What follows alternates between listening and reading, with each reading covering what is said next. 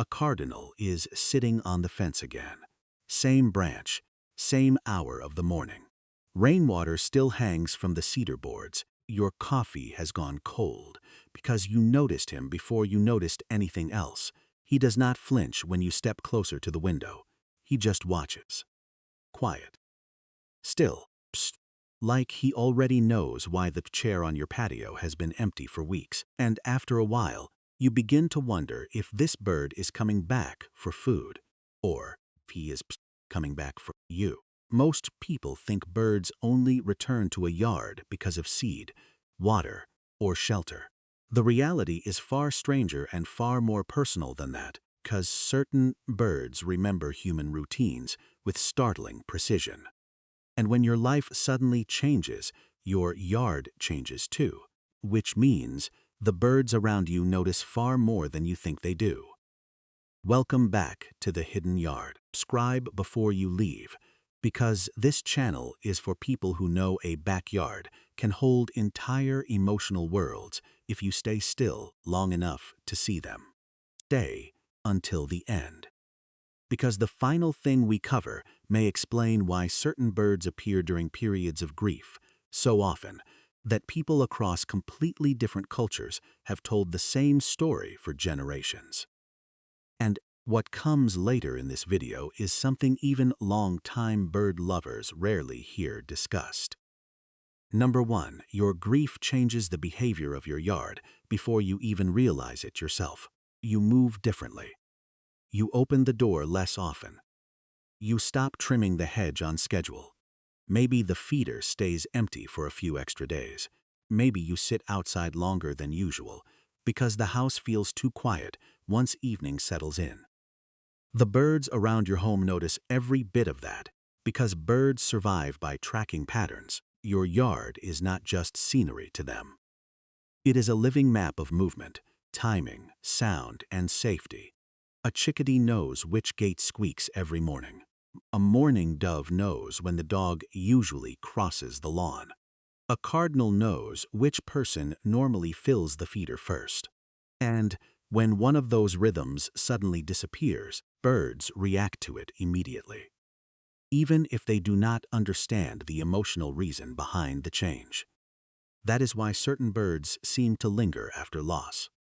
Not because they understand grief the way humans do, but because they recognize interruption. They recognize absence. They recognize that your world no longer sounds the same. See this most clearly with highly territorial birds. Cardinals, mockingbirds, wrens, jays. Species monitor activity constantly because they depend on familiar territory remaining predictable. When something changes inside that territory, they often become more visually attentive. They perch closer. They stare longer. They return more often to check the same location. And if you are grieving, you notice them more too. Your attention changes during loss. The brain begins searching for stability anywhere it can find it, and repeated natural behavior becomes strangely comforting because repetition feels dependable when everything else suddenly does not. That same cardinal on the fence every morning starts feeling less like background wildlife and more like a quiet witness sharing space with you. Number 2. The birds that return repeatedly are often the ones already bonded to your routine, not bonded emotionally. Bonded behaviorally, that distinction matters. Birds form memory associations constantly. They remember safe feeding spots, reliable water sources, and predictable human behavior. Research has shown that some birds can even recognize individual human faces for years at a time, especially species that live close to people. Crows are famous for this. Blue jays likely do it too. Even smaller songbirds appear capable of remembering specific human movement patterns connected to food or safety. So, when a bird keeps returning after you experience loss, there is often a hidden history already there. Maybe your partner used to scatter seed near the hydrangeas every evening. Maybe your father whistled before opening the garage. Maybe someone who is gone now always sat in the same backyard chair while a robin searched the grass nearby. Birds connect routines to locations with remarkable consistency. Once those patterns are established, they can continue revisiting those exact places long after the routine itself has stopped. That can feel almost unbearable sometimes. Bird. You walk out, Sasat, carrying grief so heavy it changes the shape of the afternoon, and there is the same bird again, waiting near the place where life used to feel ordinary. But this is also where something beautiful begins, because repeated sightings create emotional anchoring. Humans naturally attach meaning to returning symbols, especially during uncertainty or sorrow. It is one reason people notice certain songs after heartbreak or certain smells after loss. The mind reaches toward continuity, toward connection, toward anything that says the world has not entirely disappeared beneath your feet. And the bird keeps coming back. Number 3. Some birds seem drawn to stillness. Grief creates enormous stillness. This surprises many people. They assume sadness would push wildlife away, but the opposite can happen in subtle ways, because grieving in people often become quieter, slower, and less physically disruptive outdoors, which can make a backyard feel safer to cautious animals that normally avoid sudden movement and noise. You sit longer without speaking. You stare into the trees without moving much at all. You forget your phone inside. You become part of the landscape in a way busy people rarely do. Birds notice that. Especially curious species. Robins tilt their heads and approach closer on silent mornings. Chickadees investigate people who remain motionless near feeders. Cardinals sometimes maintain long periods of eye contact that feel strangely deliberate, even though the bird is usually assessing safety rather than emotion. Still, the effect on you is real. There is something profoundly healing about being observed by a wild creature that asks nothing from you. No explanation, no performance, no quick recovery. The bird does not care whether you answered messages today, or whether the laundry is still unfolded, or whether you cried in the kitchen 10 minutes ago. It just arrives.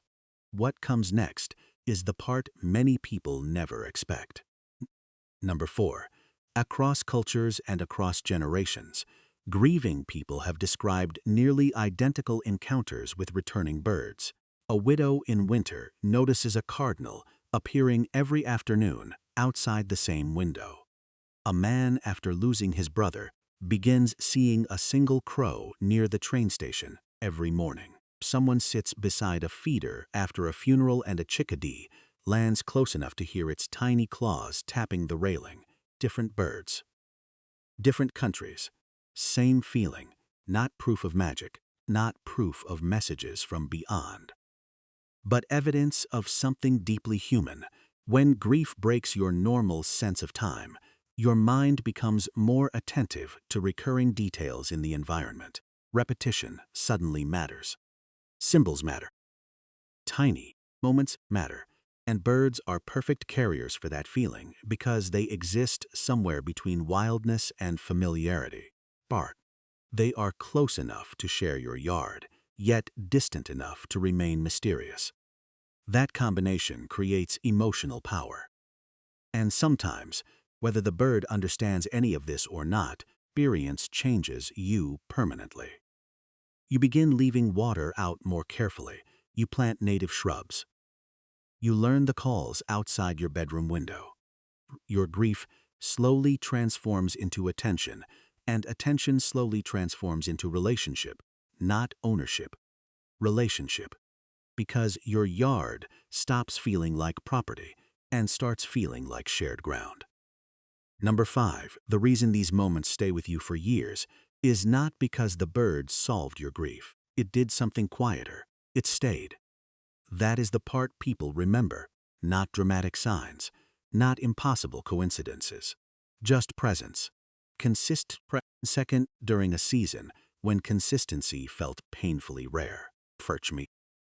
You may never know whether the cardinal returned because your feeder was dependable or because your quieter routine made the yard feel safer. You may never know whether the robin on the fence recognized your face specifically or simply recognized harmless stillness near familiar ground. But your nervous system remembers the feeling anyway. Morning. After morning, something living arrived outside your window while the hardest days of your life were unfolding.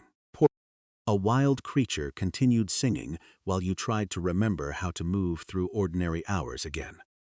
The yard did not completely fall silent, and eventually, maybe weeks later, or maybe months later, you stepped outside and realized the air no longer felt quite as heavy as it once did. The cardinal was still there. Same fence, same branch, same soft turn of the head toward the window.